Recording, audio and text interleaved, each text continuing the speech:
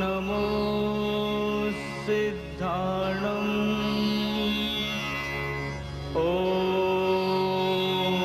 नमो आयर्याणम्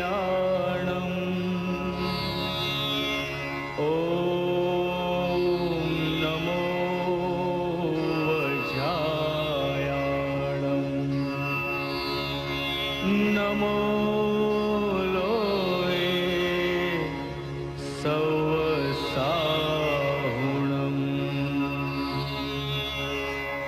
ऐसो पंच नमोकारो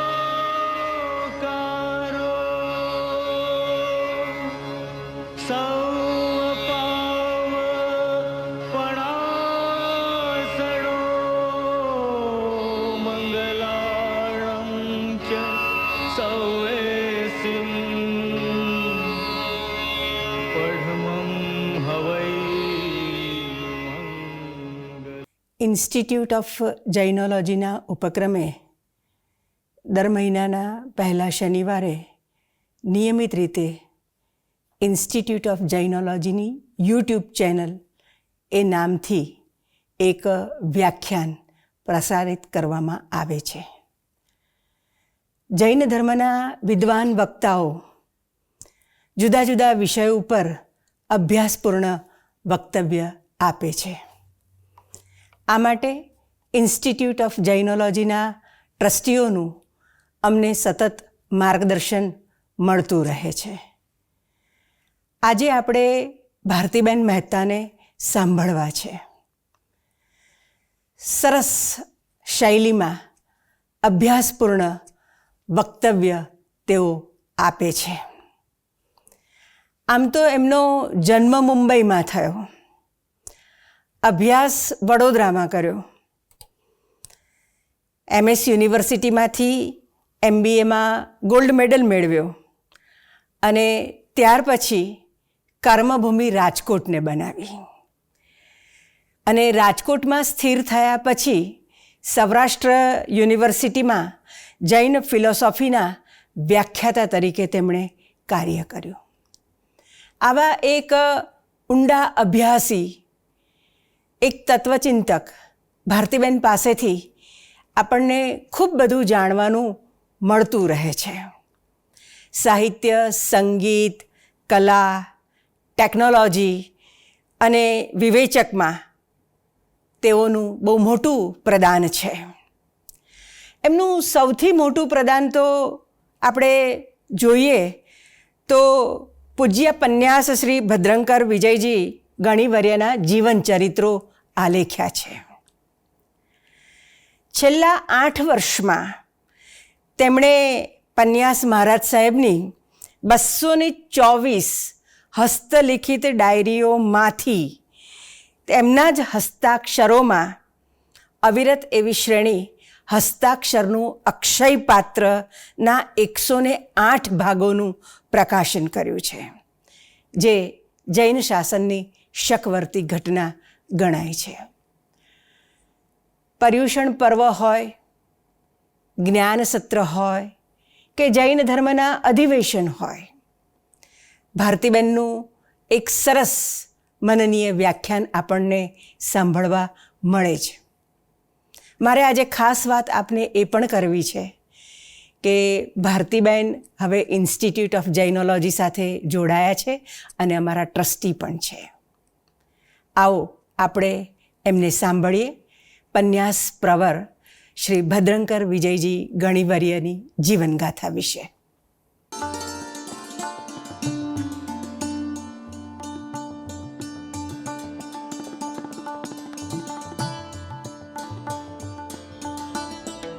પ્રણામ.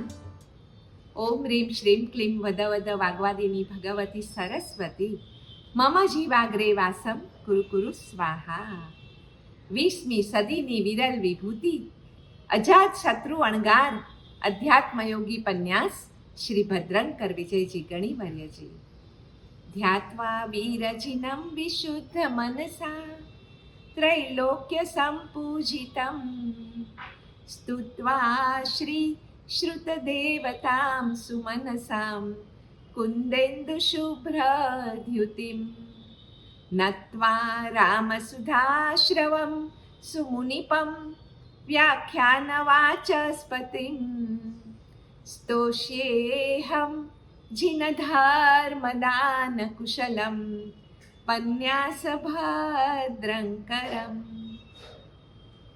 જે રીતે 17મી સદીના ન્યાયાચાર્ય પરમ પૂજ્ય શ્રી યશો વિજયજી મહારાજ ઉપાધ્યાયજી મહારાજ નામે પ્રચલિત થયા છે, એ જ રીતે દરેક ગચ્છ સમુદાય અને સંઘોમાં પન્યાસજી મહારાજ તરીકે ઓળખાયેલ છે પરમ પૂજ્ય પન્યાસ શ્રી ભદ્રંકર વિજયજી ગણીવર્ય.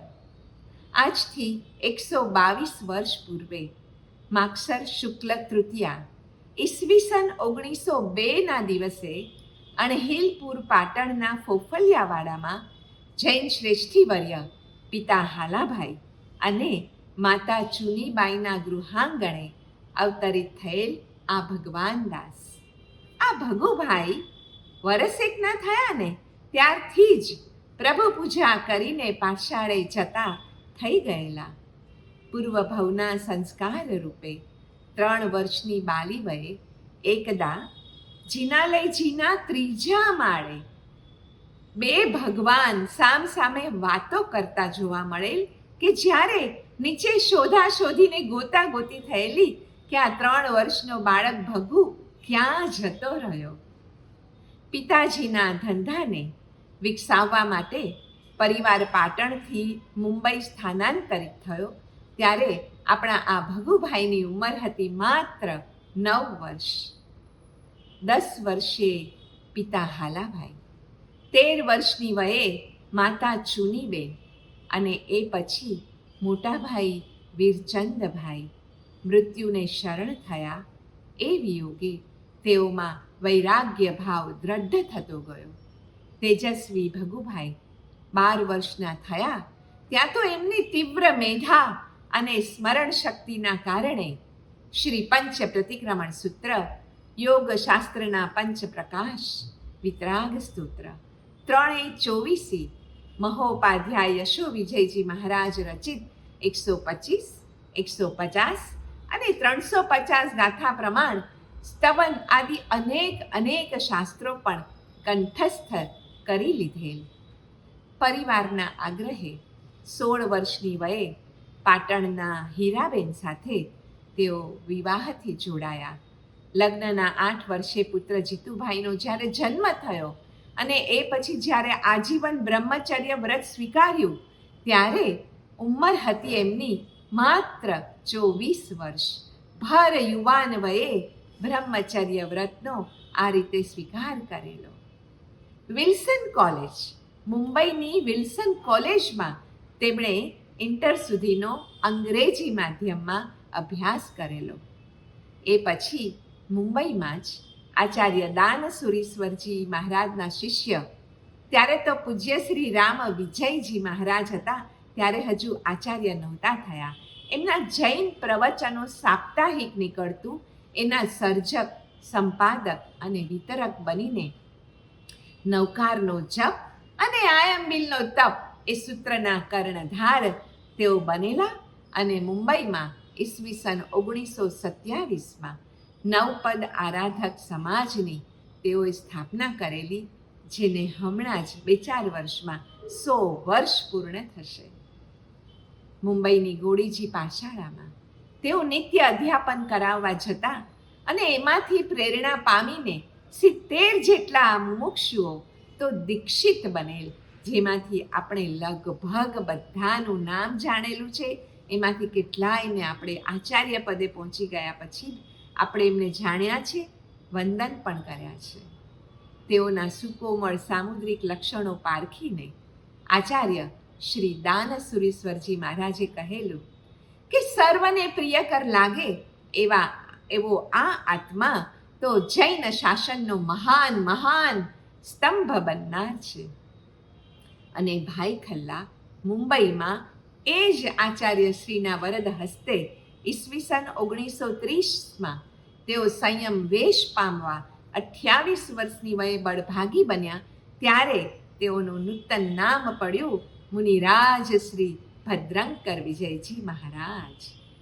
પ્રાયઃ 50 વર્ષના દીક્ષાકાળમાં તેઓનો સંક્ષિપ્ત પરિચય એટલે ચંદ્રશી શીતળ મુખ મુદ્રા, આઝાન બાહુ એટલે કે પોતાના ગોઠણથી પણ નીચે અડે એવા બંને હાથ, માધુર્યપૂર્ણ વાણી, આત્માનંદથી રસેલું ગંભીર સ્મિત, જીન ભક્તિ અને જીવ મૈત્રી થકી ઉભરતું હૃદય અને સવી જીવ કરું શાસન રસીની ભાવનાથી રસાયેલ પરોપકાર ભર્યું તેમનું શ્રમણ જીવન.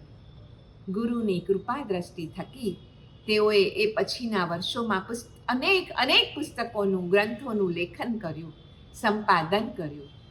મંત્રાધિરાજ નવકાર, જૈન માર્ગની પીછાણ, પ્રતિમા પૂજન, તત્વ દોહન, અસ્તિત્વનો આદર્શ, આત્મ ઉત્થાનનો પાયો, પ્રતિક્રમણની પવિત્રતા, ધર્મ ચિંતન, દેવ દર્શન, આરાધનાનો માર્ગ, ધર્મ શ્રદ્ધા, મંગલવાણી, મનન માધુરી, નમસ્કાર મીમાંસા, તાત્વિક પત્રવૈલી આદિ સર્જનો તેમના ગહન ચિંતનના ઊંડાણ અને વિષય વૈવિધ્યને કારણે સૌનું ધ્યાન ખેંચી શક્યા.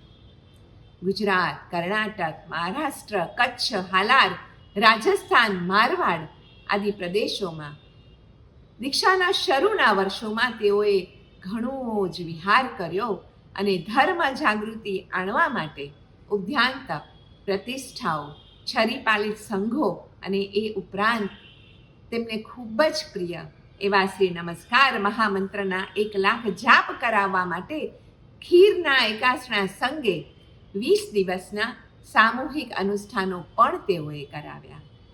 12.5 વર્ષના મૌન પછી પ્રભુ મહાવીરે કયું વાક્ય બોલીને મૌનનું પારણું કરેલું એ ખબર છે? તેઓ બોલેલા, હે મનુષ્ય ગતિ, તું મહાન છો, કેમ કે એમાં નમસ્કાર મહામંત્ર મળી શકે એમ છે. તેઓ કહેતા કે મહામંત્ર નવકારની કોઈ આદિ નથી, અંત નથી, તે તો કાળજયી છે. તીર્થંકર પરમાત્માના નામો 324 સુધી, સ્થુલીભદ્રજીનું નામ 84 સુધી તથા શ્રીચંદ્ર કેવલીનું નામ 524 સુધી યાદ રહેનાર છે. પરંતુ આ નમસ્કાર મહામંત્ર તો અનંતી 24થી ગણાતો, રટાતો, સ્મરણ કરાતો આવ્યો છે. આ નમસ્કાર મહામંત્રને કોઈએ બનાવ્યો નથી. હા, અનાદિ અનંત કાળથી સમષ્ટિના નાદાકાશમાં તે મંજૂર સ્વરે અનવરત રીતે ગવાતો આવ્યો છે. સર્વ તીર્થંકર ભગવંતો નમસ્કાર મહામંત્રના તે મહાકલ્યાણકારી ગુંજનને આપણી પાસે માત્ર પહોંચાડે છે, પ્રકાશમાં લાવે છે અને કહે છે કે તેની માટે જે પણ કાંઈ કહેવાશે તે અલ્પોક્તિ જ હશે. અતીત, સાંપ્રત, અનાગત એમ ત્રણેય કાળમાં તે એક સરખો પૂજાતો આવ્યો છે. અનંતા સતયુગો, ત્રેતાયુગો, દ્વાપર યુગો અને કળિયુગો પસાર થયા, પણ તેના ગુંજવાનો કોઈ કાળે નકાર નથી. નિસર્ગના તેજ દિવ્ય અનાહત સંગીતમાં ભળવા માટે આપણે કોઈ પણ માંગલિક પ્રસંગે અથવા કોઈ મુશ્કેલીમાં પણ તરત જ નવકાર ગણીએ છીએ, પણ એમાં 3 નવકાર ખાસ ગણાય છે. પ્રથમ નવકાર આપણી કાય શુદ્ધિ માટે અને ત્યાંની જે કુદરત હોય એ આપણને અનુકૂળ થાય એ માટે ગણાતો હોય છે. બીજો નવકાર આપણી વચન શુદ્ધિ માટે અને કાળને જીતવા માટે. અને ત્રીજો નવકાર આપણા મનની શુદ્ધિ માટે કે જેથી મન, વચન, કાયાથી કરેલા કર્મો એની નિર્જરા આપણે સારી રીતે કરી શકીએ એની માટે આ 3 નવકાર ગણાય છે. પરમ ભદ્રંકર શ્રી નવકાર વિશેની આવી અપૂર્વ વિવિધ અનુપ્રેક્ષાઓ સંવેદીને શ્રીમદ વિજય લબ્ધિ સુરીશ્વરજી એકવાર કહેલું કે અરે, આ તો કોઈ તીર્થંકરનો જ આત્મા લાગે છે. ખરી વાત છે, પૃથ્વીવંત સ્વામી તરીકે તીર્થંકર તેઓ અનાગતમાં થનાર છે એમ કોઈએ દેવે આવીને ભવિષ્યવાણી પણ કરેલી છે. ઈસવીસન 1951માં એમને પાલિતાણામાં પન્યાસ પદવીથી વિભૂષિત કરાયા અને પછી આચાર્ય પદવી સ્વીકારી આવવાની જ્યારે ગુરુ આજ્ઞા થઈ ઘણા વર્ષો પછી, એ શિરોધાર્ય કરવાની ક્ષણે તેમણે જવાબ આપ્યો, સાહેબજી, ગુરુ મહારાજ, હું કૃતજ્ઞ છું, પણ મારું આ મુનિ પદ જ એટલું તો મહાન છે કે એના પરિપાલન દ્વારા હું સ્વપરના જીવનને કૃતાર્થ કરવાના આપની પાસેથી આશીષ માંગુ છું. કેવી નિર્લેપતા, કેવી નિસ્પૃહતા કે એમણે નમ્રતાપૂર્વક આચાર્ય પદવીનો અસ્વીકાર કર્યો. પરમાત્મા પરત્વેના અવિહળ ભક્તિભાવ અને પદ પ્રસિદ્ધિથી દૂર રહેવાના નિર્ણયે, એમના વિરલ ગુણે તેઓની શીલ સૌરભ ખૂબ પ્રસરી, દૂર દૂર સુધી પ્રસરી અને 21 શિષ્યો અને 120 પ્રશિષ્યો ઉપરાંત અનેક દાનેશ્વરી શ્રાવક રત્નો પણ તેમની સાધના યાત્રામાં તેઓ સાથે જોડાયા. નૂતન શિષ્યોને તૈયાર કરવાના કાળે વાત્સલ્યમાં ભીંજાઈને તેઓ કહેતા કે તમે 45 આગમ ન વાંચી લ્યો ત્યાં સુધી મારે દૂધનો ત્યાગ. પછી તો કયા નૂતન મહાત્મા ફટાફટ આગમનો અભ્યાસ કરવા ન માંડે. 24 કલાક જગતનું યોગક્ષેમ ઈચ્છનાર અને ન ચ ધર્મો દયાપરઃ એવા શુભ ભાવથી પરિપ્લાવિત થયેલ તેમણે જૈનાની તો આહાલેખ જગાવી. તેઓની વાણીમાં ક્યારેય નિંદા કે નકાર પ્રવેશ્યા જ નહીં. તેઓનો નિષ્પક્ષ મત સૌનો મત બન્યો. તેઓની શાસ્ત્રગ્રાહી પ્રજ્ઞાને કારણે તેઓ દરેક સમુદાયને એક સરખા સ્વીકાર્ય બન્યા. એકવાર કોઈ નાના ગામમાં એકાએક તેઓ બધા જઈ ચડ્યા ત્યારે તેઓ આગળ હતા અને આમ લાંબો દેહ એટલે ત્યાંના કોઈ શ્રાવકે આવીને એમને જ પૂછ્યું કે સાહેબજી, આપ કઈ ટોળી કે કયા સમુદાયના છો? આવો પ્રશ્ન પૂછાયો એટલે તેઓએ હસતા હસતા જવાબ આપ્યો કે ભાઈ, હું મહાવીરના પ્રભુના સાધુની ટોળીનો છું. જ્યાં પ્રભુની આજ્ઞા છે ત્યાં ધર્મ છે અને એ ધર્મને પાળનારો હું નાનો સેવક છું. ધ્યાન યોગથી ભાવિતા આત્માને પોતાના અક્ષુણ દીક્ષા પર્યાયમાં અનેક સિદ્ધિઓ વરેલી. આ પુણ્ય પુરુષને વચન સિદ્ધિ પણ કેવી વરેલી અને કુદરત પણ જાણે તેઓના બોલને ઝીલવા માટે હંમેશા કેવી તો તૈયાર રહેતી, એના અનેક દ્રષ્ટાંતો અમે પોતે પણ જોયેલા છે. અમારા પરિવારના તેઓ ગુરુ મહારાજ ખૂબ ખૂબ પુણ્યશાળી છીએ. મને એક પ્રસંગ યાદ આવે છે કે ઈસવીસન 1973ના લુણાવાના ચાતુર્માસમાં શ્રાવણ સુદ 11 સુધી બિલકુલ વરસાદ ન થયો એટલે દુકાળનો ભય લાગ્યો. સંઘ આગેવાનો પન્યાસજી મહારાજ સમીપ આવ્યા અને જીવ માત્રની પરેશાની દુખાર્ત વાણીથી રજૂ કરી. પૂજ્ય સાહેબજીએ રસ્તો સૂચવ્યા મુજબ બીજા જ દિવસથી સંકલ્પ સાથે સંઘમાં ખીરના એકાંશણા શરૂ કરાવ્યા. અરે ત્રીજા દિવસની રાતથી જ પછી તો એવો તો મુશળધાર વરસાદ વરસ્યો કે ચારે બાજુ પાણી જ પાણી. નદી જેવી નદી જે નાનકડી હતી એમાં પણ 10-10 ફૂટ ઊંચા આવી ગયા પાણી. 8 દિવસ સુધી વરસાદ બિલકુલ રોકાયો જ નહીં. પણ એ પછીના 15 દિવસ સવાર સાંજ જેમ વરસાદ થયા જ કર્યો. એનાથી હવે વધુ પડતો સુકાળ વરસાયો. હવે સંઘે આ વરસાદ કેમ અટકે એ કહેવાની પુનઃ વિનંતી કરી. એમના કહ્યા પ્રમાણે એ પછી સંઘમાં 300 આયંબિલ કરાવ્યા અને એ જેવા 300 આયંબિલ પૂરા થયા અને સાંજનું પ્રતિક્રમણ પૂરું થયું અને સાંજે એના પછી 7 વાર સમૂહમાં શાંતિપાઠ સાહેબજીએ બોલાવ્યો અને આકાશ સ્વચ્છ થઈ ગયું. એ શાંતિપાઠ બોલવામાં અમે પણ ત્યારે હાજર હતા. એક યોગી પુરુષ તરીકે પૂજ્ય પન્યાસજી મહારાજની ઘણી વાતો જોયેલી, સાંભળેલી, અનુભવેલી. ઈસવીસન 1977માં એકવાર પિંડવાડા ગામે ચાતુર્માસ સ્થિત સાહેબજીના દર્શને જનાર સાધકને મધ્યરાત્રિએ ઉપાશ્રયના ઓરડા સમીપ પહોંચ્યા અને પછી અંધારામાં એમ થયું કે આટલા બધા સાહેબજીઓ અહીંયા સંથારો કરી ગયેલ છે, તો હું એ સાહેબજીને કેવી રીતે ઓળખીશ કે આમાં જે પન્યાસજી મહારાજ છે એમને હું કેવી રીતે દૂરથી પણ વંદન કરું. અને ત્યાં જ એમણે જોયું કે દૂર એક પાટ ઉપર સૂતેલા મહાત્માના પગના તળિયામાંથી પુષ્કળ પ્રકાશ ઝરતો હતો. ઓળખી ગયા કે કોણ હોઈ શકે. ત્રૈલોક્ય દીપક મહામંત્રાધિરાજની અનુપમ અનુપ્રેક્ષાઓના ધારકની આવી તો અનેક સિદ્ધિઓ હતી. જેઓની કૃતિ, આકૃતિ, પ્રકૃતિ, પ્રતિકૃતિ ભદ્રંકર હતી, એવા પારસમણી સમાન પૂજ્ય પન્યાસજી મહારાજ પાસે આવીને સંસ્કૃતના એક પ્રકાંડ પંડિત અને નાસ્તિક વિદ્વાને કહ્યું કે હું ભગવાનના અસ્તિત્વનો વિરોધી છું. પ્રભુ જેવું કાંઈ છે જ નહીં. આ જે મૂર્તિ છે ને એ તો પથ્થર છે, અને શાસ્ત્રોમાં પણ કહ્યું જ તો છે કે ન તસ્ય પ્રતિમા અસ્તિ.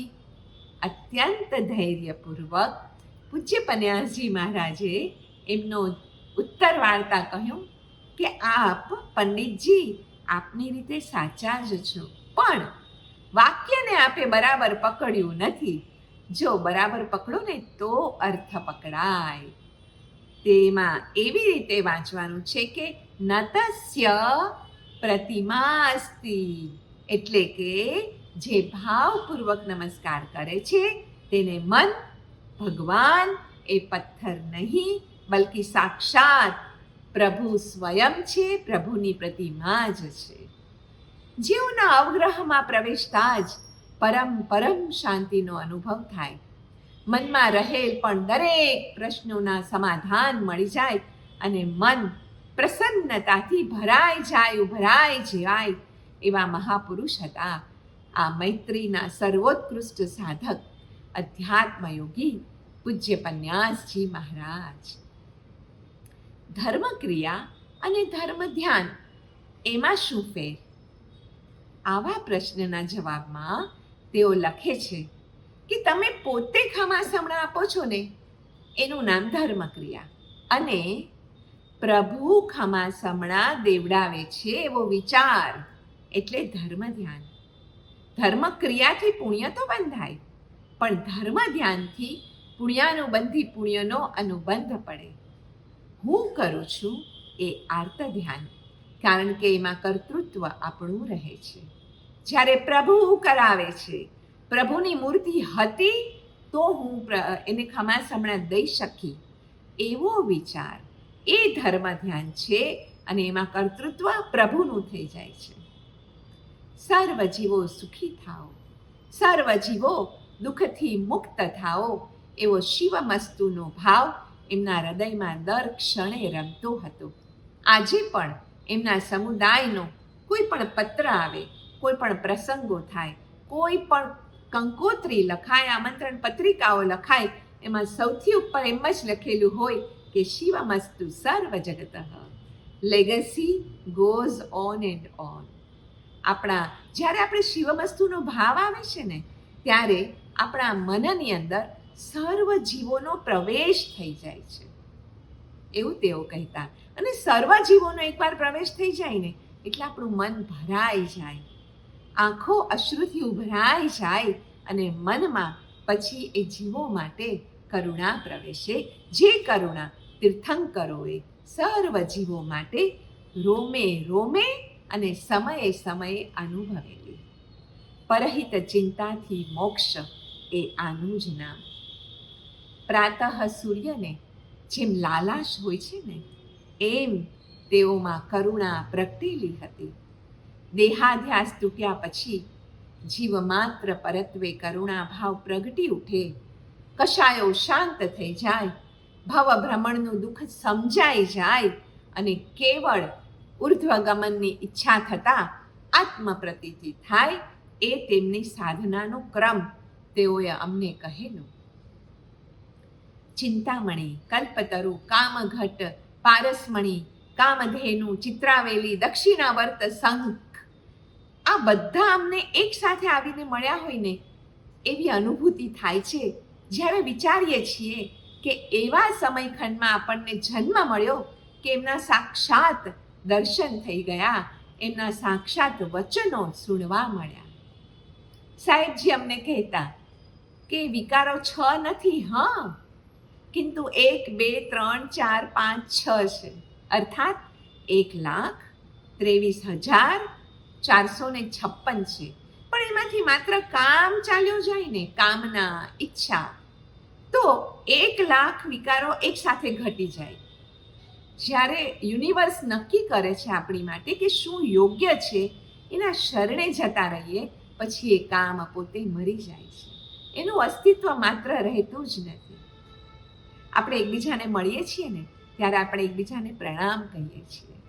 તો અમે એમ પૂછ્યું કે સાહેબજી, આપ એમ કહો છો કે જ્યારે જૈનોને મળીએ, જે આપણા સાધર્મિકો હોય, ત્યારે જય જિનેન્દ્ર કહેવાની એટલી જરૂર નથી. કહો તો સારું જ છે, પણ જ્યારે જૈન સિવાયના કોઈ બંધુઓને મળો ને ત્યારે જરૂર જય જિનેન્દ્ર કહેવું, અને જૈનોને મળીએ ત્યારે પ્રણામ કહેવું. શા માટે? પ્રણામ તો બધાને કહેવાય છે કે, પણ આ પ્રણામ દ્વારા આપણે સર્વ જીવોનો આભાર માનવાનો છે. આપણી સામે જે પણ લોકો આવ્યા એનો આભાર. તે બધા જીવોનું આલંબન લઈને જ આપણો જીવ આજ સુધી અહીંયા ઉપર આવ્યો છે. હવે એથી ઊંચા આલંબનો આપણને મળ્યા છે પંચ પરમેષ્ઠીના, એના અધિકારી આપણે હવે થયા. કિંતુ જેમ જૂના શેઠથી સુખી થયેલો માણસ નવા શેઠની નોકરી કરતો હોવા છતાં જૂના શેઠનો ઉપકાર ભૂલતો નથી, તેમ હવે પંચ પરમેષ્ઠી રૂપી નવા શેઠની સેવા કરવા પામેલ આપણો જીવ અન્ય જીવો રૂપી જૂના શેઠના ઉપકારોને કદી વિસરે નહીં. માટે પ્રણામ કરવાની આર્ય સંસ્કૃતિ છે આપણી, આર્ય પરંપરા છે આપણી, આમ કહેનારા હતા પૂજ્ય પન્યાસજી મહારાજ. જીન શાસનનો સાર શું છે? કારણ કે જીન શાસન માટે અમે જોઈ છે એમના મનમાં જે ગરિમા હતી, તો અમે પૂછતા કે સાહેબજી આપના મનમાં જે છે, જે જીન શાસન છે એનો સાર શું છે? તેઓ કહેતા કે એક જ શબ્દમાં સમજવો છે તો એનો સાર છે સામાયિક.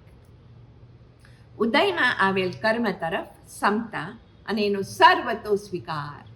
પછી સામાયિક કરવા આપણે જે કટાસણા પર બેસીએ ને એ માત્ર એક સામાન્ય કોટીનું આસન નહીં, હા, પછી તમને સિદ્ધશિલાનો ટુકડો લાગશે. જીન શાસનનો સાર જો 2 શબ્દમાં સમજવો હોય તો સામાયિક અને જીન પૂજા. પૂજા કરીશું તો વિચાર આવશે કે આ હરિહંતો, આ સિદ્ધો કોણ છે, અને એમને ઓળખ્યા પછી તેઓ તરફ જે કૃતજ્ઞતા ભાવ આવશે અને આપણને નિગોદમાંથી બહાર લાવનાર સિદ્ધ પરમાત્માનું ઋણ ચૂકવવા આપણને પણ મોક્ષે જવાનું મન થશે. ઓકે, જીન શાસનનો સાર 3 શબ્દમાં સમજવો છે તો સામાયિક, જીન પૂજા, પછી ત્રીજું સાધર્મિક વાત્સલ્ય ઉમેરજો. પણ 4 શબ્દો અને છેલ્લા આ 4 શબ્દોમાં જો જીન શાસનનો સાર સમજવો હોય તો ચોથી ઉમેરજો જીવદયા. 14 રાજલોકની સકળ જીવ રાશિ માટે એકમાત્ર જીન શાસને જ વિચાર કર્યો છે, અને આપણે એ શાસનને પામી શક્યા છીએ, ધન્ય ધન્ય બની ગયા છીએ. એના ઉપર અહોભાવ થયા વિના કેમ રહે? હવે સાહેબજી, અનાજ વગર ભૂખે મરાય, પાણી વિના તૃષાથી તરફડાય, વસ્ત્રો વગર ઠંડી ગરમી આદિ કષ્ટોથી હેરાન થવાય, મકાન વગર સુખ શાંતિ કે આરામ ભોગવી ન શકાય. પણ જીવનમાં ધર્મ ન હોય તો વળી શું વાંધો આવે, શું હરકત આવે? આવો પ્રશ્ન એમના જે 9 શ્રાવક રત્નો હતા ને એમાંના વૃદ્ધિચંદ્રજીએ પૂછેલો. એના ઉત્તરમાં તેઓએ કહેલું કે જુઓ, ધન પોતે તો છે ને આ ખાવા પીવા પહેરવા ઓઢવાના કામમાં આવતું નથી, પણ એનાથી એ માટેની વસ્તુઓ ખરીદી શકાય છે. હવે જો તમે કદાચ મને એમ કહો કે આ સામે રહેલો આંબો છે, એના વૃક્ષ ઉપર રહેલી કેરીઓ ખાવામાં કામ આવે છે, એની મંજરી કંઠ સુધારવામાં કામ આવે છે, એના પાંદડા મંગળ તોરણ બાંધવાના કામમાં આવે છે, એના લાકડા અમારા મકાનો બાંધવાના કામમાં આવે છે. પણ આ આંબાના વૃક્ષના મૂળિયા તો કાંઈ કામમાં આવતા જ નથી. સાહેબજી તો એને ઉખાડીને ફેંકી દઈએ. અરે પણ તો થડ ફૂલ પત્તા ડાળીઓ કાંઈ રહેશે? બસ એ જ રીતે જીવનમાં સર્વ વસ્તુઓના મૂળ જડ કાંઈ પણ હોય તો એ ધર્મ જ છે.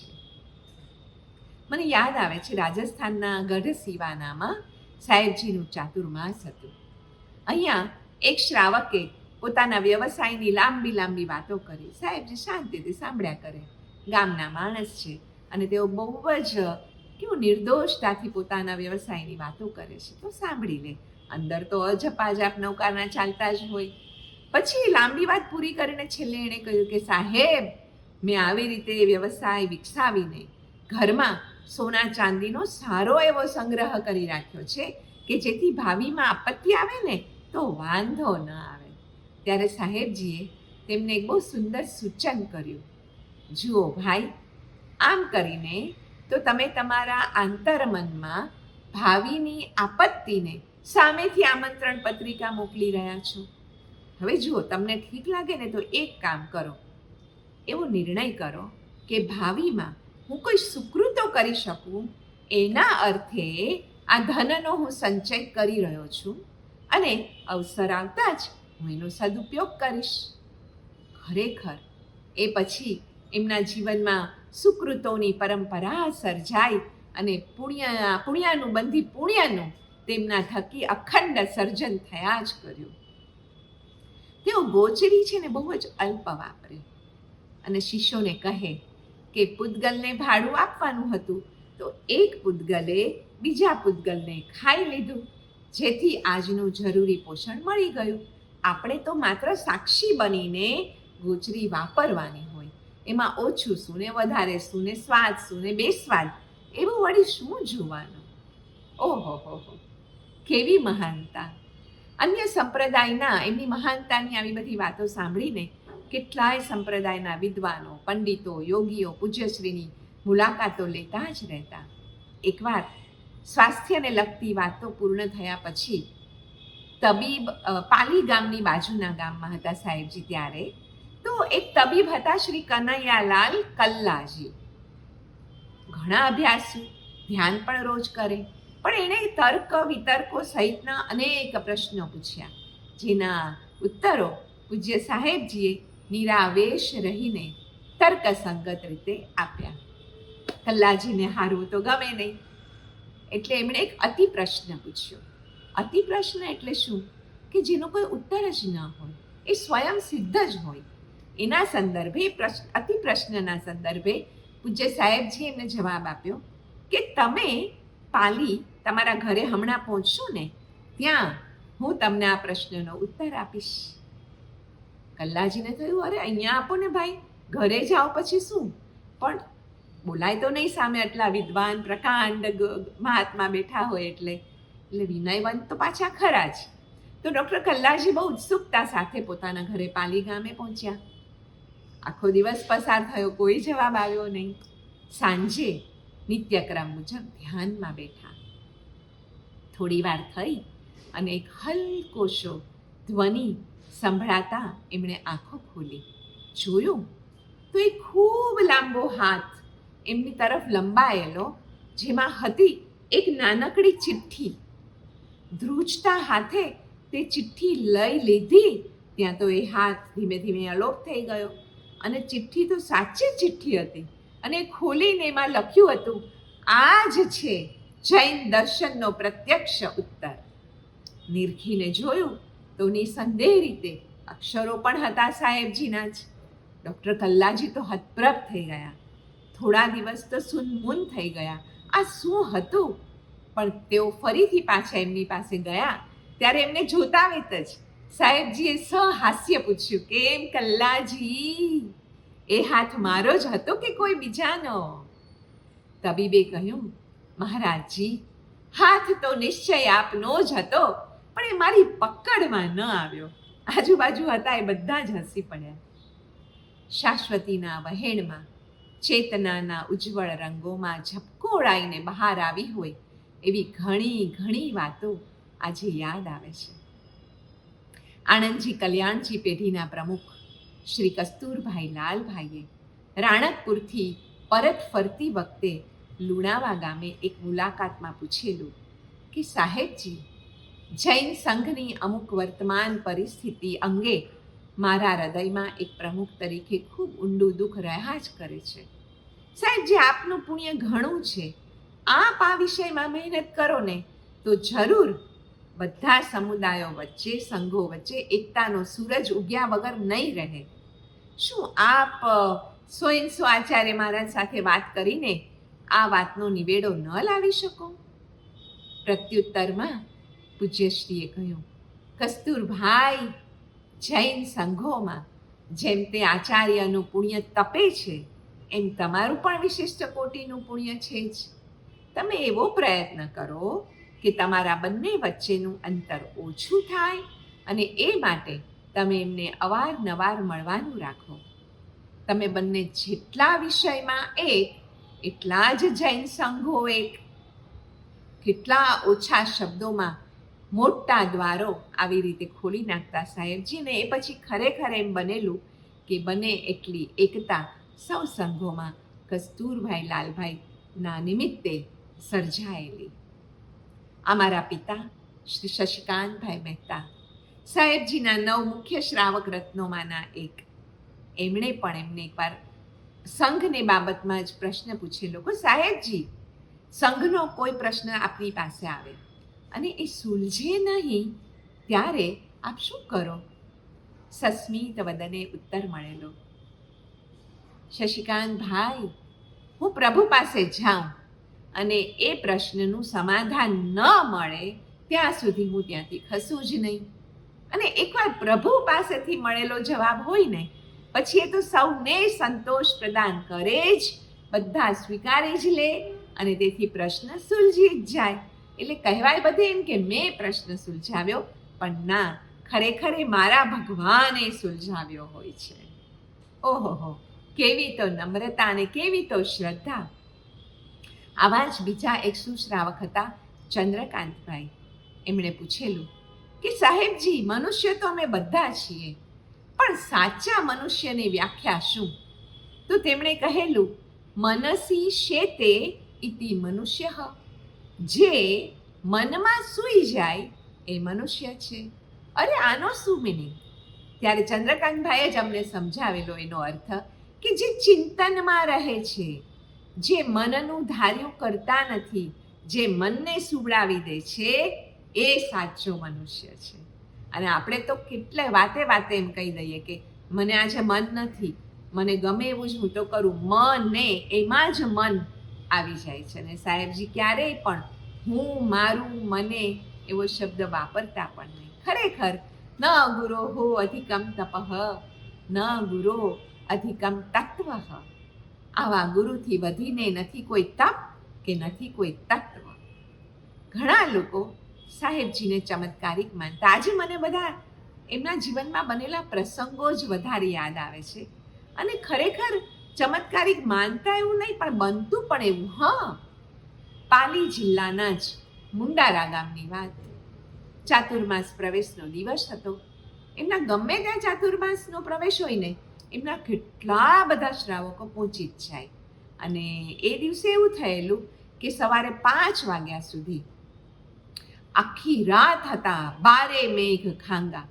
વરસાદ કહે મારું કામ, વીજળી કહે મારું કામ, ગાજ બીજ એટલી બધી કે વાત નહીં. સવારે 4 વાગે ટ્રસ્ટીઓ મૂંઝાયા કે આ સવારનું 6:30નું મુહૂર્ત છે અને આપણે કેમ સચવાશે? એટલે સૌ ગયા સાહેબજી સમીપે. તેઓએ કહ્યું, મારા ભગવાન ઉપર મને ભરોસો છે, તમે પણ ભરોસો રાખો. પ્રવેશ આપણા નિર્ધારિત સમયે જ થશે, ચિંતા ન કરો. ઈશાન ખૂણેથી હંસનું ટોળું ઉડતું આવ્યું અને થયો બરાબર 6:30ના સમયે જ નિર્વિઘ્ને એ દિવસે ચાતુર્માસ પ્રવેશ. પ્રાતઃકાળે મધુર વેળા હોય, વૈશાખી ઉના ઉના વાયરા વાતા હોય, અને એવા સમયે પોતાના શિષ્યોને ધ્યાન કરતા જોઈ તેઓ અત્યંત રાજીપો અનુભવે. પરંતુ ત્યાં જ ધ્યાન જાય કે એકાગ્રતા માટે તેઓએ સામે રાખેલ છે શંખેશ્વર પાર્શ્વ પ્રભુ, શ્રી નમસ્કાર મહામંત્ર, અને એની સાથે એમની પોતાની પણ તસવીર, એટલે કે ગુરુ મહારાજ એટલે કે પન્યાસજી મહારાજની તસવીર પણ જો મુકાયેલી જુએ ને તો તત્કાળ કહે, અરે મારી પ્રતિકૃતિ રાખવાની અહીંયા કોઈ જ જરૂર નથી. પોતાના નામ અને રૂપની મમતા જ સંસારના મૂળિયાને મજબૂત બનાવે છે. આ સાંભળીને શિષ્યને ચોક્કસ વિચાર આવતો હશે કે આજના કાળે જ્યારે અહો રૂપમ અહો ધ્વનિની બોલબાલા છે, ત્યાં આવા અનાસક્ત આત્માને દીવો લઈને શોધવા જવું પડે એમ છે.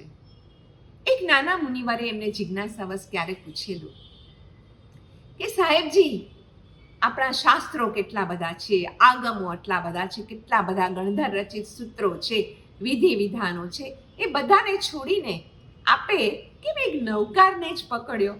આપ એમ જ કહેવાયો કે નૌકારવાળા મહારાજ?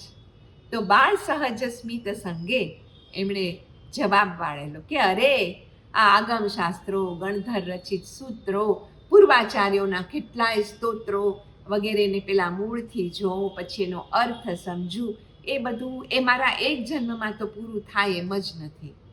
તો અર્થથી તો પાછું કઈ રીતે થાય? મૂળથી પણ ન થાય તો આયુષ્ય ઓછું છે અને શ્રુત સાગર નિરવધિ છે. એમ વિચારીને 14 પૂર્વના સારરો મેં એક નૌકારને જ પકડ્યો. આજે આપણને ખબર છે કે પકડ્યો તો એવો પકડ્યો કે 24 કલાકની અંદર 86,400 સેકન્ડમાં કોઈ પણ એક પણ ક્ષણ એવી નહીં હોય કે જેમાં તેમણે નૌકાર મહામંત્રને છોડ્યો હોય. કોઈના દોષ દેખાય ને તો સેજે કોઈક વાર વાત થઈ જાય કે આજે આણે આમ કર્યું, કે આજે આણે આમ કર્યું, ત્યારે તેઓ કહેતા કે દોષો દેહના છે, ગુણ આત્માના છે. સોનાની કચોળી હોય અને એમાં જો કચરો આવી જાય તો આપણે શું ફેંકીએ? સોનાની કચોળી કે કચરો? બસ સામાના દોષ કચરા જેવા છે અને એમનો આત્મા હેમની વાડકી જેવો છે. માટે જીવદળ પરત્વે નહીં, એના દોષો પરત્વે કઠોર થઈ શકાય. બાળકો માટે પણ આમ જ વિચારવું. એવો તેવો ખાસ જે નવી માતા બનેલા હોય ને કોઈક વાર જુએ કે ગામમાં તે બાળકને મારતી હોય કે ખીજાતી હોય તો ત્યારે એ આમ જ કહેતા કે આમ ન કરો બેના. શ્રાવકજીના 9 શ્રાવક રત્નો પણ કેવા એકથી ચડ્યા હતા. ઈસવીસન 1976માં શ્રી નૌકાર મહામંત્રના 1,00,000 જાપનું 20 દિવસીય અનુષ્ઠાન થયેલું ચૈત્રિયોળીના પાવન દિવસો પરિસર રાણકપુરજી મહાતીર્થમાં 1100 સાધકો હતા. સાથે આચાર્ય કલાપૂર્ણ સુરીશ્વરજી પણ પોતાના સમુદાય સહિત ત્યાં જોડાયેલા. મુખ્ય જિનાલયની બહાર એટલે ચોગાનમાં મોટો કાપડનો તંબુ બાંધવો પડેલો, કે નહીતર તો 1100 લોકો અને આટલા બધા સાધુ સાધ્વી મહાત્માઓ કેવી રીતે સમાઈ શકે? અને એ કાપડના તંબુમાં 20 દિવસ માટે રહે એવો અખંડ દીપક રાખેલો, જેની સમક્ષ દિન રાત નૌકારના જાપની અખંડ આહાલેક જાગતી આરાધના થતી. હવે એકવાર એવું બન્યું કે પ્રચંડ વાવાઝોડું આવ્યું, સાથે વરસાદ પણ ત્રાટક્યો. આખી રાત ગાજવીજ વચ્ચે સૌ અખંડ દીપક વિશે ચિંતિત રહ્યા કે શું થયું હશે એનું. સવારે તોફાન શમ્યું. આજુબાજુ કેટલાય વૃક્ષો પડી ગયેલા. એની વચ્ચેથી માર્ગ કાઢતા સૌ મંડપે પહોંચ્યા અને જુએ છે તો નહોતું થયું કાપડના મંડપને કોઈ નુકસાન, અને નહોતો થયો આ અખંડ દીપકમાં કોઈ જાતનો વિક્ષેપ. એ લોકો પછી અંદર ગયા એટલે જોયું, આ શું? આંધીના સમયે શ્રાવક હિંમતભાઈ બેડાવાલા અડગ અને અડોલ રહીને ગુરુ મહારાજના કહેવાથી મંડપમાં આખીએ રાત કાયોત્સર ધ્યાનમાં લીન બનેલા. એથી જ કદાચ કુદરતના રૌદ્ર સ્વરૂપ સામે તે નબળો મંડપ પણ ટકી ગયેલો. કુલપાકજીની ભૂમિ યાદ આવે છે. એકવાર ત્યાંના પૂજારીજીએ બેધ્યાનપણે અંદર ખાસ જોયા વગર રાત્રે માંગલિક પછી જિનાલયજી એમને બંધ કરી દીધું. તે સીધું સવારે 6 વાગે ખોલ્યું. ત્યારે એમણે જોયું કે એક શ્રાવક, એટલે કે આપણા એ જ શ્રાવક હિંમતભાઈ બેડાવાલા, એ આખી રાત પ્રભુ સમક્ષ ધ્યાનમાં ઊભા રહેલા. ત્યારે કોઈએ એમને પૂછ્યું કે આપને ખબર પડી કે હવે આપ દેરાસરજીમાં પુરાય જ ગયા છો. ત્યારે સૌપ્રથમ વિચાર શું આવ્યો? કારણ કે દેરાસરજી બહાર જિનાલયજી નાનકડું, એની આસપાસ ખાસ કોઈ વસ્તી નહીં, બધાના ઘર દૂર દૂર. તમે બૂમો પાડી હશે તોય કોઈએ સાંભળી નહીં હોય.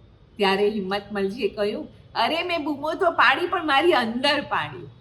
અને નમ્રપણે જવાબ આગળ વધાર્યો કે સાહેબજીની કૃપાથી એકવાર ઈચ્છા થઈ જ હતી કે પ્રભુજીની સમક્ષ રાત આખી કાવસગ્ગ કરવા. તો પૂજારીજીની આ સહાયથી જુઓ મારી ઈચ્છા પૂર્ણ થઈ અને મેં રાત્રિ જગો કે ધર્મ જાગરિકા પર્વ ઉજવી લીધું. વાહ! આવા પડીમાધારી શ્રાવકના ગુરુ પણ કેવા હોય એ તો સમજી શકાય એમ જ છે. એમને સ્મૃતિ પથે લાવું અને અંદર આનંદના ઓઘ પ્રગટે છે. તેઓ કહેતા કે હુંનો પથ્થર તૂટે ને પછી જ હરિની મૂર્તિનું નિર્માણ થાય. તેઓએ વર્ધમાન તપની 52 ઓળી કરેલી. પ્રાયઃ નિત્ય એકાસણા કરતા. સ્વાધ્યાય, ધ્યાન, કાયોત્સર્ગની તો ક્ષણે ક્ષણની અપૂર્વ સાધના ચાલતી. નવકાર મહામંત્ર સાથે લોગસ, ઉવસગરમ વગેરે સ્તોત્રના તેઓ મહાન અનુપ્રેક્ષક હતા, ચિંતક હતા, આરાધક હતા અને એના હૃદયમાં ધની કે નિર્ધન, ઊંચ કે નીચ વર્ણ, સ્વપક્ષ કે પરપક્ષ, જૈન કે જૈનેતર જેવી કોઈ ભેદ રેખા જ નહોતી. અરે માણસ કે ગાય, કબૂતર કે કાગડો, કૂતરો કે શિયાળ કે માણસ, એ બધાના આત્માને જ તેઓ નિરખતા. દાનથી ધનની અને પરોપકારથી મનની શુદ્ધિ થાય એમ કહેતા. તેઓ અહિંસા, અનેકાંત, અપરિગ્રહ અને સત્યના એકાદ અંશને પણ અન્યાય ન થઈ જાય એ ખાતર જ ષડનયના પણ પરિપૂર્ણ જ્ઞાતા બનેલ.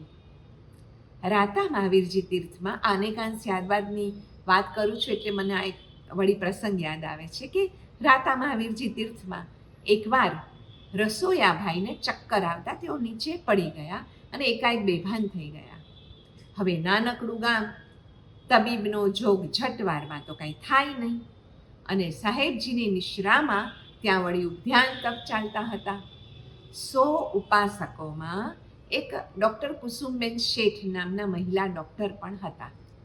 આ ખબર પડી કે રસોયાભાઈ એકાએક બેભાન થઈને પડી ગયા છે એટલે તેઓએ દોડી જઈને રસોયાભાઈને નાડ તપાસી, મુખ ઉપર પાણી છાંટ્યું, અન્ય યોગ્ય ઉપચાર કર્યા. જાગૃતિ આવી પછી બ્લડ પ્રેશર પણ માપ્યું અને જણાયું કે તે ઘણું બધું વધી ગયેલું. આથી એને દવા આપી અને ધીમે ધીમે એને ઠીક થઈ ગયું. આ બધી વસ્તુઓ કરતાં કરતાં અડધો પોણો કલાક જેવો સમય ગયો. હવે આ બાજુ ઔષધ લીધેલા અમુક બહેનોએ પોતાનો મત તેઓ પાસે પ્રગટ કર્યો નિર્દોષ રીતે કે ડૉક્ટર કુસુમબેન, આનું તો તમને ઘણું મોટું પ્રાયશ્ચિત આવશે નહીં? એટલે તબીબ તો સીધા ગયા પૂજ્ય સાહેબજી પાસે અને આખી બીના વર્ણવી અને કહ્યું કે એની માટે જે પણ પ્રાયશ્ચિત હોય એ મને આપ આપો. બીનાનો વૃત્તાંત સાંભળીને સાહેબજીએ કહ્યું, અરે એક ડૉક્ટરે તેના દર્દી તરફની ફરજ નિભાવી, એમાં પ્રાયશ્ચિત વળી શેનું હું આપું? અને કાંત સ્યાદવાદનું આવું પ્રત્યક્ષ અનુસરણ જોઈને આપણું શિર ન ઝૂકે તો જ નવાય. મારા જન્મના 1 વર્ષ પૂર્વે એટલે કે 1957ની આ વાત છે. ત્યારે શ્રી શંખેશ્વરજી મહાતીર્થ, ઓહો, ત્યાં જવું પણ બહુ આકરું હતું. 500 આરાધકોના ઉપધ્યાન સાહેબજીની નિશ્રામાં નિર્ણિત થયેલા. જંગલ જેવો વિસ્તાર હતો. પાણી કે લાકડા માટે પણ એની વ્યવસ્થા કરવા માટે પણ દૂર દૂર સુધી વ્યવસ્થાપકોને જવું પડતું હતું. એમાં એકવાર એવું થયું કે રસોઈ માટેના જોઈતા લાકડા સાવ ખૂટી પડ્યા. યજમાને માણસોને વિરમગામ અને પછી તો ઠેઠ અમદાવાદ સુધી દોડાવ્યા, પણ ક્યાંયથી મેળ જ ન પડ્યો. નાસીપાસ થઈને તેઓ પરત ફરતા હતા.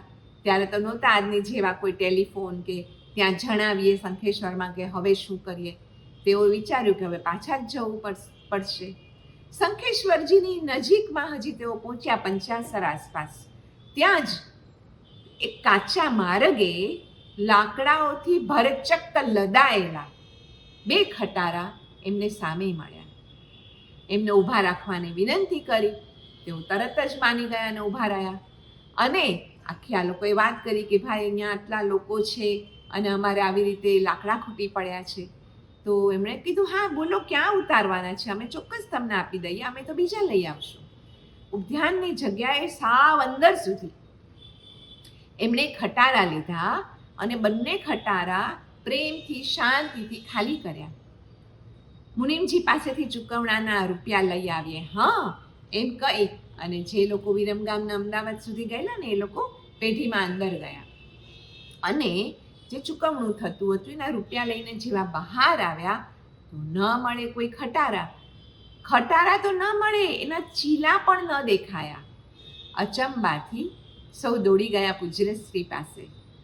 દુઃખ એમ હતું કે હવે ચૂકવણું ક્યાં કરવું. અત્યારે લાસ્ટ મિનિટ કેટલી સરસ તેઓએ બહુ મોટી સહાય આપણને પહોંચાડી, પણ એમણે કહ્યું કે આ અંધારામાં ઉડી ગયા 2 દેવદૂતો. ત્યારે સાહેબજીએ પ્રકાશ્યું કે આવા ઉત્તમ અનુષ્ઠાનોમાં તીર્થોના અધિષ્ઠાયક દેવો હાજરા હજુર જ હોય છે, એટલે મુશ્કેલીમાં દૈવી સહાય મળી જ રહે છે. અંતર્મનમાં નવકારનો અજપાજાપ ચાલુ હતો. ત્યારે અપાર દૈહિક પીડામાંય તેમનું મન તો ઉપયોગો લક્ષણમના ચિંતનમાં જ રહેતું, અત્યંત જાગૃત અને પૂર્ણ સ્વસ્થ. પૂર્વકર્મના ઉદયથી અશાતાના તીવ્ર ઉદયે પણ મુખ ઉપર સમતા રસભીના વિશિષ્ટ સ્મિત સંગે તેઓ કહેતા કે જે છે હદે છે એવા દેહ ઉપર વળી નેહ શાના. સ્વકૃત કર્મના ફળ રૂપે દુઃખ આવે ત્યારે હું દુષ્કૃતની ગરહા કરું છું. અરે કર્મનો કચરો સાફ થતો હોય ત્યારે દુઃખમાં દીન બનાય કે સમાધિપૂર્વક એને સહન કરાય. ઓહો. અને આવી જ રીતે આયુષ્યની અવધિ પૂરી થવા આવી ત્યારે કાળ પણ આ મહાપુરુષનો સત્કાર કરવા તત્પર બન્યો. વિક્રમ સંવત 2036 ઈસવીસન 1980ના વૈશાખ માસની 14એ અસ્વસ્થતાના એંધાણ વચ્ચે પણ અપ્રમત્તતાપૂર્વક આરાધના મગ્ન આ અજોડ સાધકે 14નું પ્રતિક્રમણ પૂરું કર્યું. સૌને મિચ્છામી દુક્કડમ દીધા અને અવસરોચિત સાવધાની વર્તીને કહ્યું, હવે આ છેલ્લો સમય છે, પૂરું થાય છે. અને સજાગ બની અરિહંત ધ્યાને લીન થઈ દેહથી દિગંત બની કાળધર્મ પામી પંચમહાભૂતમાં વિલીન બન્યા. મૃત્યુ મંગલમય બન્યું પાટણમાં, જ્યાં અવતરણ ત્યાંથી જ કર્યું ઉર્ધ્વારોહણ. એ પછી પૂજ્ય પન્યાસજી મહારાજને ગુણાંજલિ આપવા ભારતભરમાં ઠેર ઠેર ગુણાનુવાદ સભાઓ યોજાઈ. પૂજ્ય પન્યાસજી ભગવંતના જીવન ચરિત્રરૂપ પારસમણી ગ્રંથમાં તેઓના સાધના જીવનની જે અકબંધ રીતે વૈચારિક વિરાસત મઢાઈ છે તે જાણે તેઓના આત્મદ્રવ્યનો ઝગમગતો પુંજ છે.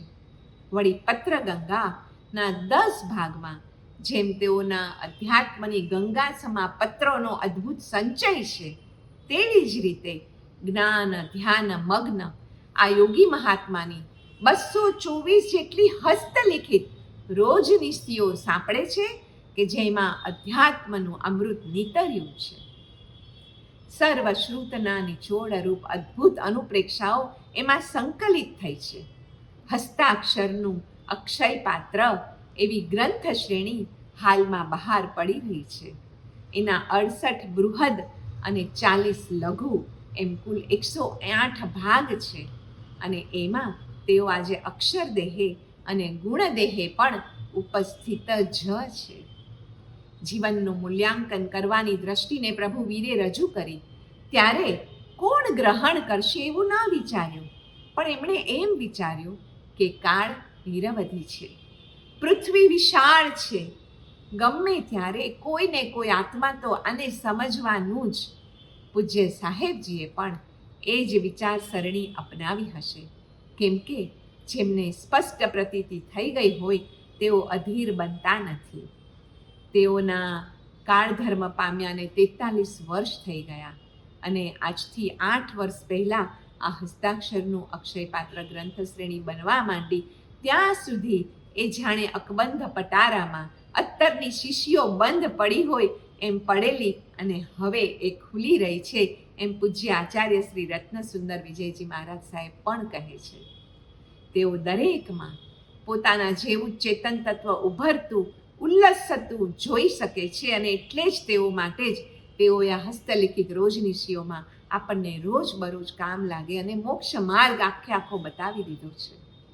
જ્ઞાન સુધારસની અમૃતધારાથી ભરેલા કામકુંભ જાણે સાધકોની સમક્ષ મુકાયા હોય એવા આ મહર્ષિ યુગ પુરુષના હસ્તાક્ષરોનો એક એક અક્ષર લાગે છે મંત્રાક્ષર, જેના દર્શન પામતા આજે સૌ ધન્યતા અનુભવે છે. વર્તમાન ગીતાર્થ પૂજ્યશ્રીઓ તેઓના હસ્તાક્ષરોમાં રહેલું ચિંતન વાંચીને જણાવે છે કે આ ગ્રંથો તો પૂજ્યપાદ હરિભદ્ર સુરીશ્વરજી મહારાજાના ગ્રંથોની જેમ ભવિષ્યમાં જગતને આત્મગમ્ય દિશા દર્શાવનાર ધ્રુવ તારક બની રહેશે. સ્વયં મહાવીર પ્રભુના હસ્તાક્ષરો હાથમાં આવે અને જેટલો આનંદ થાય એટલો આનંદ આ ગ્રંથોને વાંચવામાંથી ઉપજે છે. શ્રમણ જીવનના આ તો જાણે પાઠ્ય પુસ્તકો છે અને આમાંથી પસાર થઈએ અને આચારમાં ઉતારીએ તો બેડો પાર છે. દેવોને પણ દુર્લભ છે આ માનવ જન્મ. આહાર, ભય, નિદ્રા અને મૈથુનમાં મસ્ત અને વ્યસ્ત રહીને અનેકવાર આપણે સૌએ પણ આવો જન્મ વેડફી નાખ્યો છે. યાત્રા, અનુષ્ઠાનો, મંત્ર જાપ પણ ઘણા જન્મોમાં કર્યા, કેટલા ઓઘે દીક્ષા લીધી, પણ એક આત્માને ઓળખ્યો નહીં. એટલે જ 84 લાખ જીવાયોનીના ચક્કરમાંથી આપણાથી બહાર નીકળાયું નથી હજુ. જ્યાં સુધી આત્મતત્વ ચિંતવ્યો નહીં ત્યાં લગી સાધના સર્વ જૂઠી. નરસિંહ મહેતાએ ગાયેલું જે આ પંક્તિ છે એ પણ એટલી જ સાચી છે. અને અતિ સૂક્ષ્મ એવા આત્મતત્વ તરફ નજર જાય તો વિચાર આવે ને કે હું આ શરીર નથી અને આ જડ વસ્તુનો મોહ શા માટે? ચૈતન્ય તત્વને અવગણીને જ તો આ પરિસ્થિતિ આવી છે. હજુ જાગી જઈએ. આત્મા સાથે અનુસંધાન થયા પછી જ ભવસાગર તરવાનો વિઝા મળે છે. આમ કહેનાર સકલ સત્વ હિતાશય પૂજ્ય પન્યાસજી ભગવંતને કોટી કોટી વંદન, આભાર, નમસ્કાર.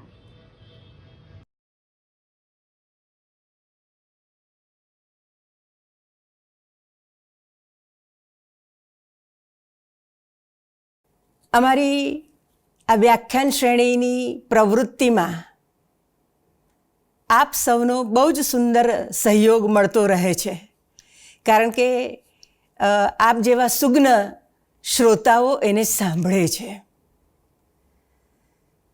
ભારતીબેન એટલા બધા વ્યસ્ત હોય છે કે તેઓ જ્યારે અમદાવાદમાં આવે ને ત્યારે અમે એક તક ઝડપી લઈએ કે તમે આ વિશેનું વ્યાખ્યાન અમને આપો. પછી એ સરસ અમને રેકોર્ડિંગ કરીને મોકલે અને બહુ જ ટૂંકા ગાળામાં એ સરસ વ્યાખ્યાન તૈયાર કરી આપે છે.